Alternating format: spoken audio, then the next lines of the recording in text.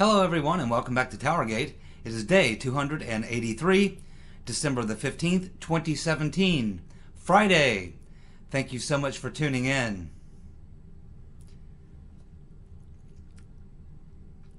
July the 16th, 1973. White House aide Alexander Butterfield reveals that President Nixon had a secret recording system in the Oval Office. This led the Special Prosecutor Archibald Cox to subpoena those tapes. Nixon's lawyers argued in court that the tapes were private property and said that they were executing or calling it executive privilege, why they should not have to release those tapes. The case went all the way to the Supreme Court. The Supreme Court ruled against Nixon and the tapes were to be made public. Upon reviewing those tapes, some high-ranking Republicans, of course, heard the conversation between Nixon and his chief of staff, H.R. Haldeman, where they discussed the cover-up. At that time, these Republicans went to Nixon and said, hey, we just heard the tapes. You need to resign. So this was, as I said in a couple of videos ago, one of those major flashpoints during the Watergate fiasco, the scandal, which brought down the president, the vice president, 2 attorneys general, chief of staff, Nixon's entire cabinet, and 22 other people. And it was this revelation by Mr. Butterfield about Nixon's secret taping system that was one of the major flashpoints. And that was what really opened the floodgates. Up until that time, the Nixon wall, the defensive wall, had held. But once that revelation came out, that wall came down. And that was the beginning of the end for Nixon. In the past several days, we have been able to read some of these text messages from Peter Benstrokinus. And I would compare the following statement by Peter Benstrokinus to be very similar to the revelation by Alexander Butterfield in June of 1973. Let's review the following statement, text message by Peter Benstrokinus. Quote, I want to believe the path you laid out for consideration in Andy's office, that there's no way he, meaning Trump, gets elected. But I'm afraid we can't take that risk. It's like an insurance policy in the unlikely event that you die before you turn 40. Let's examine this statement for just a moment. Keep in mind, at the time he made this statement was right in the middle of the Clinton email investigation, in the middle of the general election, and with all the other things that were going on. That's important. He says that I want to believe the path you laid out. What is he talking about? The path you laid out. Well, if you read the rest of the paragraph, it's clear what he's talking about. Some sort of a plan to stop Trump from either A, winning the presidency, or B, staying in office once he's won the presidency. That's what he's talking about. That's all he could be talking about. And he says in Andy's office. We can assume that would be Andrew McCabe, the deputy FBI director, who's currently under 3 investigations himself, and is a known Trump hater. And we know about his wife's problem and her collusion with the rotten Reverend Clinton and her bagman, Terry McAuliffe. That's one of the things being investigated. Then he says, but I'm afraid we can't take that risk. It's like an insurance policy in the unlikely event that you die before you're 40. So clearly what he's saying here is that there was a discussion between at least these three individuals. That would be Peter Benstrokenis, Andrew McCabe, and apparently this woman who he was having the affair with, who's also an FBI agent and works directly under McCabe. It's clear what they were talking about. They were talking about some sort of a plan to take down the president. When you look at the association of Peter Benstrokenis and Andrew McCabe to the dossier, and then you look at this statement along with other statements, you can only come to the conclusion that I've been coming to in the past several days, that the FBI, the Justice Department, did not just have some input maybe into the dossier, but they were very much a part of probably writing that last memo. They were co-authors of the dossier, and that's what they were going to use. That was the path that they were discussing. It's exactly what happened. And I believe this is going to come out. During that time period, during the email investigation, during all this other stuff, the election, we also had comments such as Peter Benstrokenis saying, being asked by Page who he would vote for, of course he said, I suppose Hillary. Then we have another one on March 4th where he says, oh my God, he's an idiot, talking about Trump. Then there's another text there where he says a Trump victory in the primary will be good for Hillary. Then on June 16th he says they fully deserve to go and demonstrate the bigoted nonsense of Trump. October 20th he says Trump is a effing idiot. Trump should go F himself. And this is just a few. They have released 275 of these text messages out of thousands. 10,000, somewhere in the range of 10,000. And they say that they're going to release them, have rolling releases. Bullshit. Should not be any rolling releases. Congress needs to immediately demand all those texts be released before they get a chance to delete the ones that are really incriminating. Because you can bet if this is just 275 and there's 10,000, there's a lot more and probably much worse than this. Those are probably the ones that are being deleted right now. This thing is totally out of control.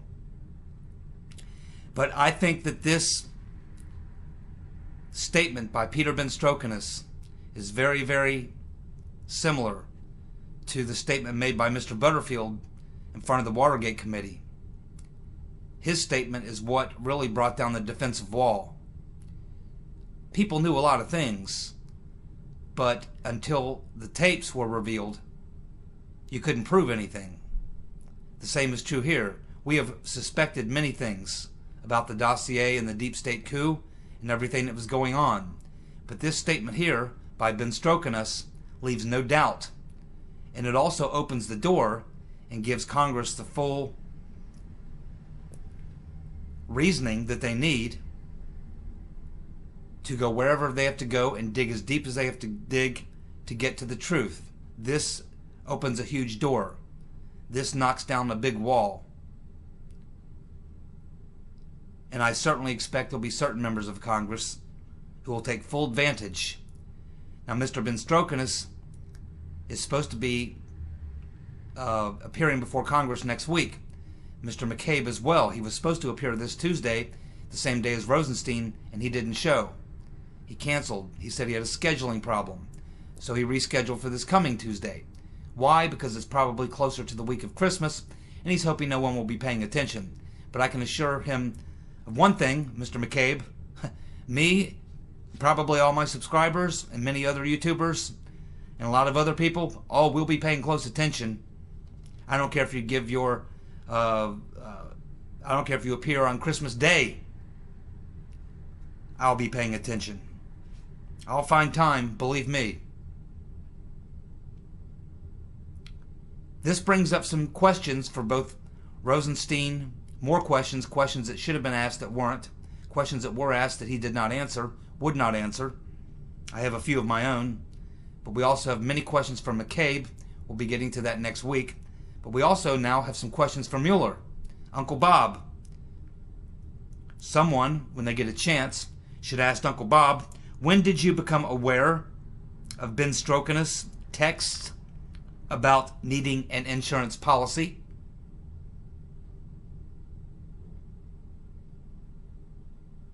Uncle Bob, did Andrew McCabe, Rosenstein, or Ben Strzok-Page, or anyone else describe to you the path of consideration referenced in the meeting between Ben Strzok-Page and McCabe and I guess his girlfriend that was referenced in that text message? Did any of those people reveal to you what they were talking about when they used the term path of consideration? And if not, have you looked into that, Uncle Bob? Hey, Uncle Bob, was Rod Rosenstein aware of this text? If so, when did he become aware of this text?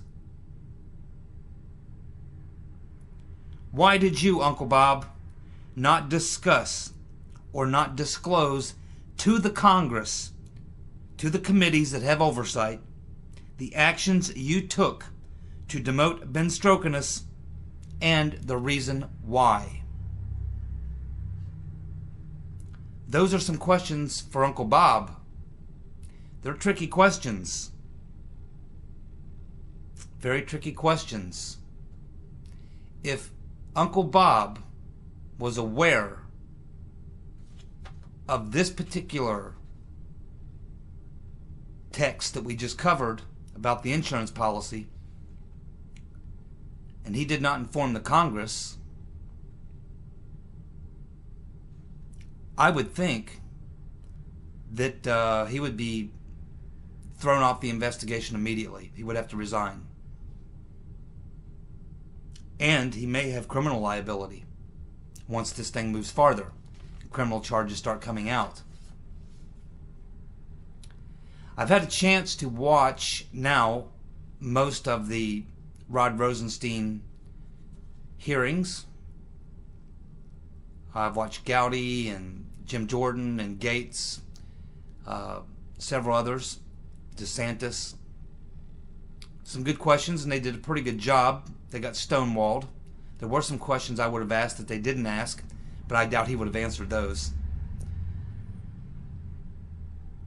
He kept referring to the Inspector General report, just like Ray. Doesn't matter. Just because the Inspector General's having an investigation doesn't mean the Congress just totally gives up their responsibility and authority to handle their own investigation. They can happen simultaneously. They're trying to run the clock out. I certainly hope that Gowdy and his friends are aware of this. So my favorite of the questioners was Representative Gates, spelled G-A-E-T-Z, if you want to look at that on YouTube. He was a hell of a prosecutor, I understand. I didn't know much about him because he's kind of a new member of Congress, but apparently he had a very, very good track record as a prosecutor, and I can see why. He looks like a pretty young guy, but I think he's probably older than he looks. But of all the questioners, I think he did the very best job of using the time he had, which was only like 5 minutes. The questions he asked were definitely questions I would have asked. I like his whole approach to his questioning. He got stonewalled, of course, but he asked the right questions. He's going the right direction. He didn't pull any punches. I like his style. It's aggressive, but it's not overbearing.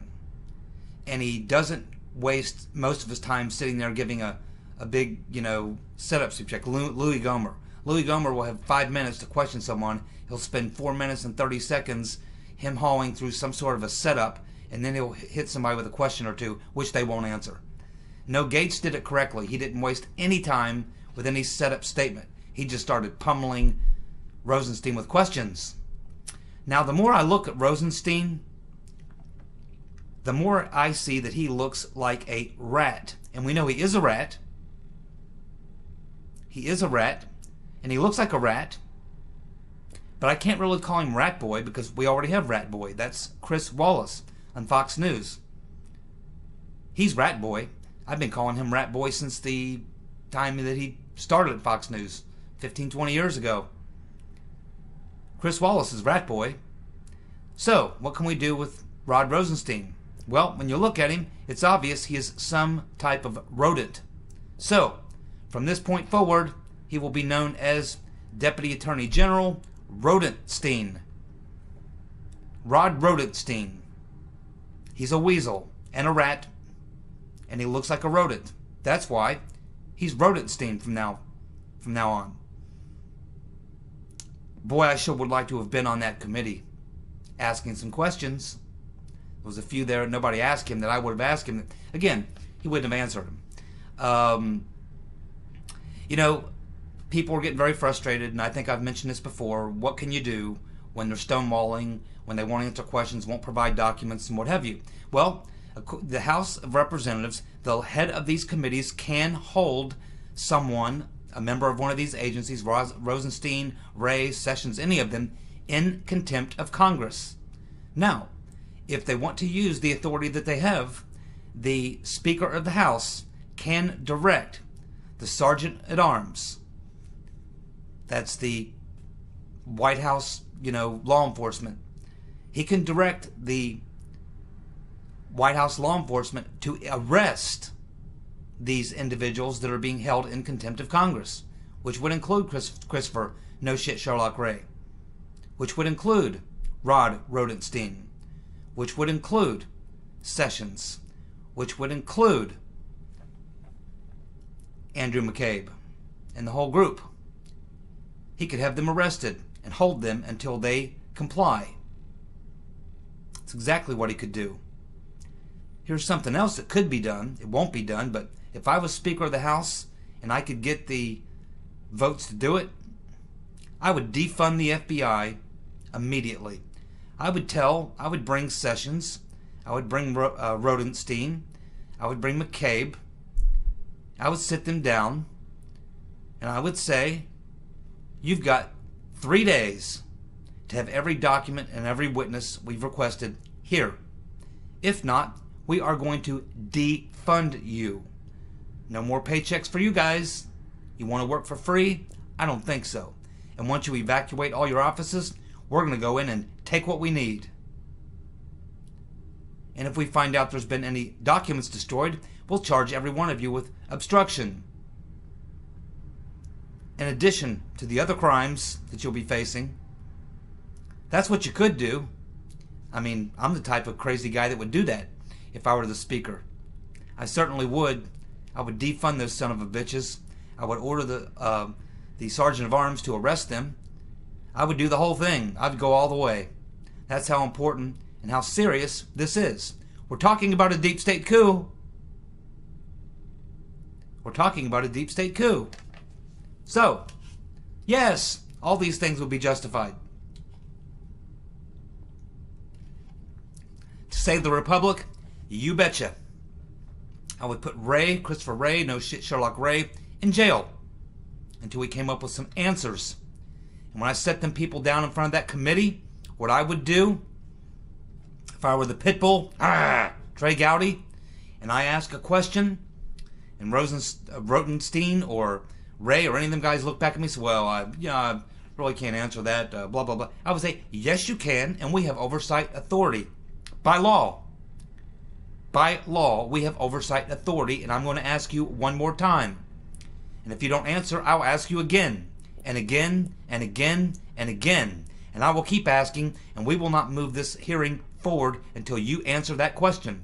And I would have every one of when my time ran out, I'd go to the next guy, and he would do the same. I think I'll pick up where he left off, answer the question, and I would just keep going down the line. Then I would hold the hearings over. I would keep that son of a bitch there until he looked like Howard Hughes. I would have him there until he rotted, until he answered that question. I wouldn't move on with the hearings. Let's say we're not leaving here until you answer that question. Did the FBI pay for the Dossier? When you answer that question, it's a simple yes or no. When you answer that question, you can leave. Until you answer that question, you aren't going anywhere. We can bring a cot and a sleeping bag if you'd like, because you're not leaving here. We can order up some pizza for you, but we'll have your ass here until you die, if that's what it takes to get the answer to that question.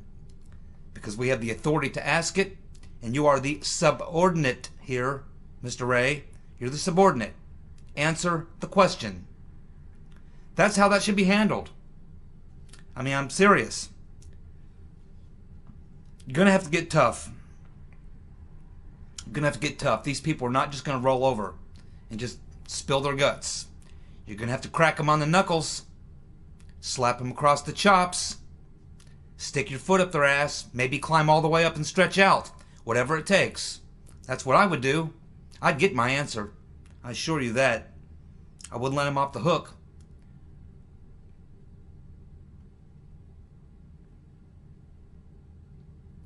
It's being rumored that Paul Ryan is going to retire. He's saying that's crazy. I'm not going anywhere. Oh, I have 2 words for you, Wisconsin. Paul Nehlen. Paul Nehlen. He's challenging Paul Ryan. He's a good man. He's a way better man than Paul Ryan. And he supports the Make America Great Again agenda. Wisconsin, pay attention. Paul Nehlen. Send a message. Get rid of that big-eared Eddie Munster lookalike, Paul Ryan. Deep six his ass November in 2018. Do yourself and the rest of the country a favor. Paul Nehlen, 2018. Well, things are not going well for Mr. Macron. We told them, me and many other people here in the U.S., tried to tell the French, do not elect Macron. He's an EU puppet. They'll destroy your country, what's left of it. So now, the newly formed party of Macron is in chaos. 100 of the 313 are ready to quit.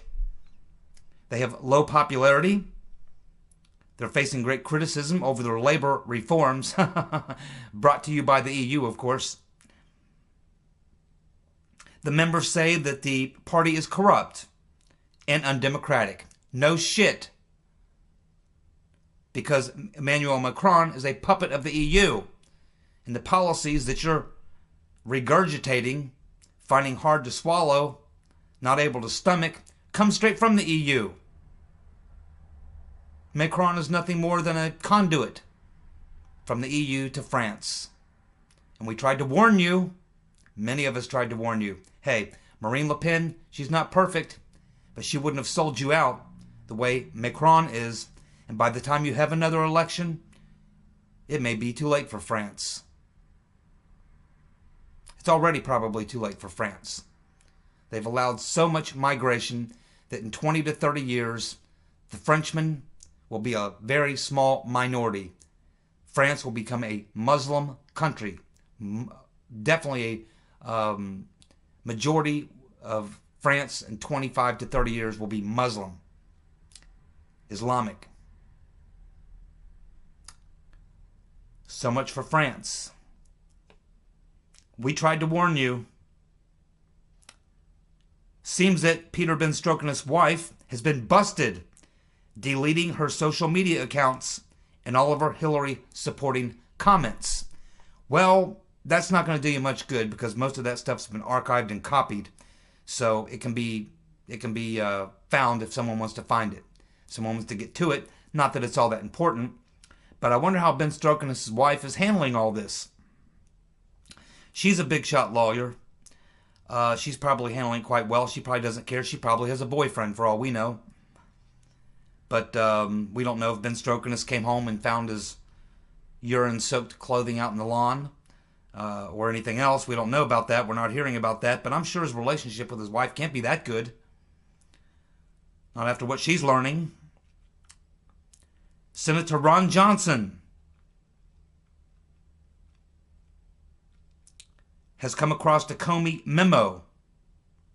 A memo that he got access to before it went through multiple edits. In this original memo by James Comey during the Clinton email investigation, Comey wrote, quote, "Hostile actors likely gained access to Hillary's private email server, which contained classified information." Let me say that again. James Comey wrote in a memo during the Hillary Clinton email investigation, hostile actors likely gained access to Hillary's private email server, which contained classified information. Now, the thing about this is, this was one of the early memos he wrote. We know now that that memo went through several processes of editing, probably by Peter Benstrokinus. He's the one who edited the exoneration letter, or the exoneration statement that Comey read. I wonder if Peter Benstrokinus edited that memo. But regardless, we have the unedited original draft. Ron Johnson has it. The Senator Ron Johnson, who I believe is from Wisconsin. He's a good man, by the way. He's a street fighter. That's just another piece of evidence. It's all piling up. Lots and lots of evidence. You know, at the end of all this, we're getting all this information, finding out all this stuff. Believe me, it's being compiled.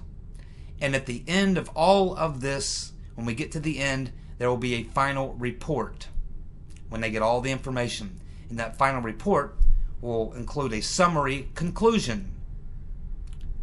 And that should be quite damning. And it will be what they will use, if there isn't one already, to get a special prosecutor to look into this deep state coup, which we can now see originated most likely within the Justice Department and the FBI. And just as Mike Whitney said, maybe Hillary was just the fall guy. Yeah, let Hillary pay for this dossier. We'll doctor it up and make it look like what we want. Hillary will own it.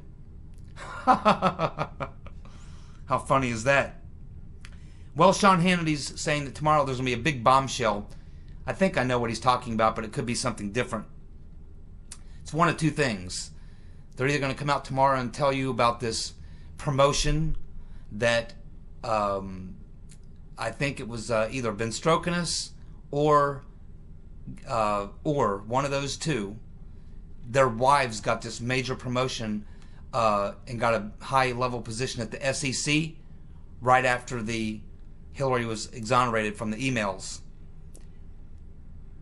So it will either be that, or it will be this whistleblower that's come forward to tell Sarah Carter about the reverse targeting program, which apparently is now making news as new news. It's not really new news.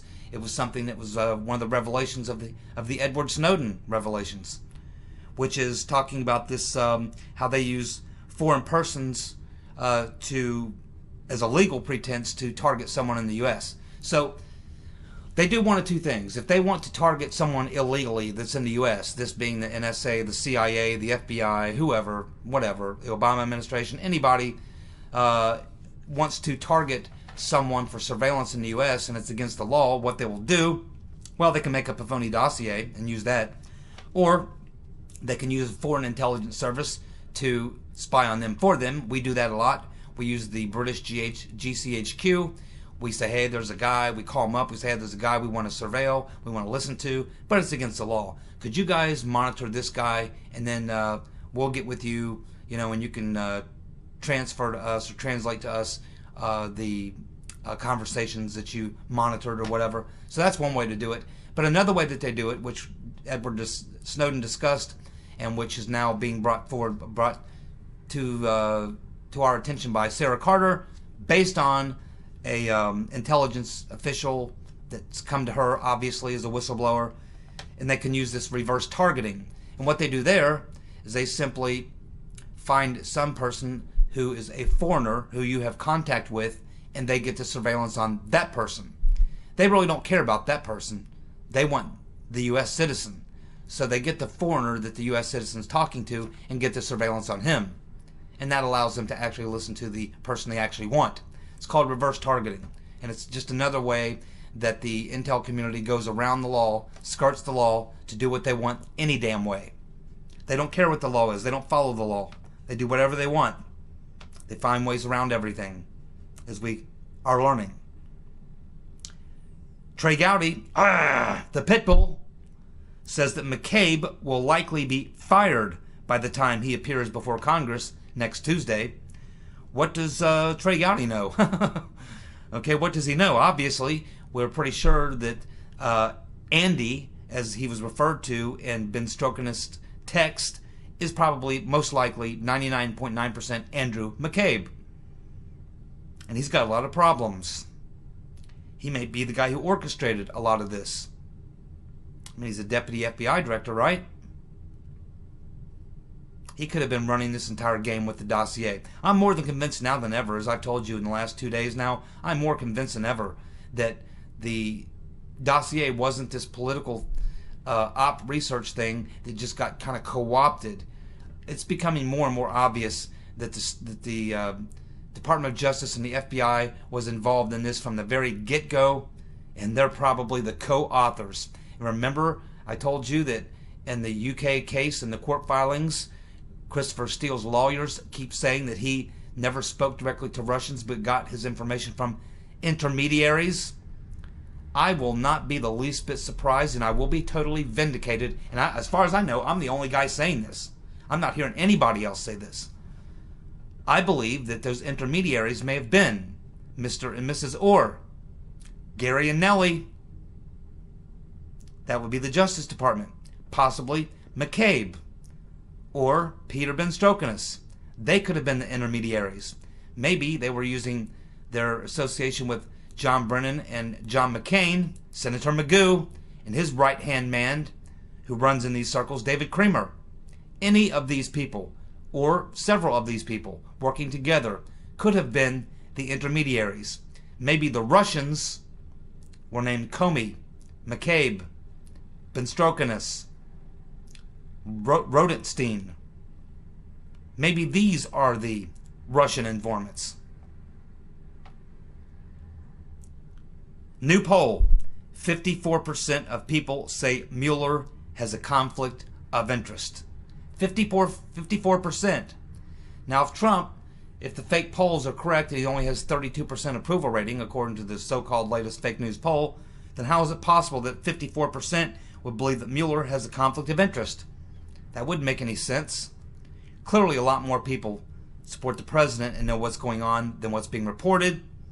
Clearly, 54%, that's not good for Mueller, because that means even if he did try some charges against Trump or something like that, there will be a lot of problems, because you have to have the public believing that the investigation is fair, or you really can't morally move forward with the investigation. There will be too much backlash, and they don't want that. They certainly do not.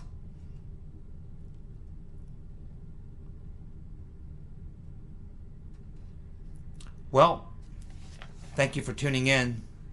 It's Friday evening. I appreciate all of you.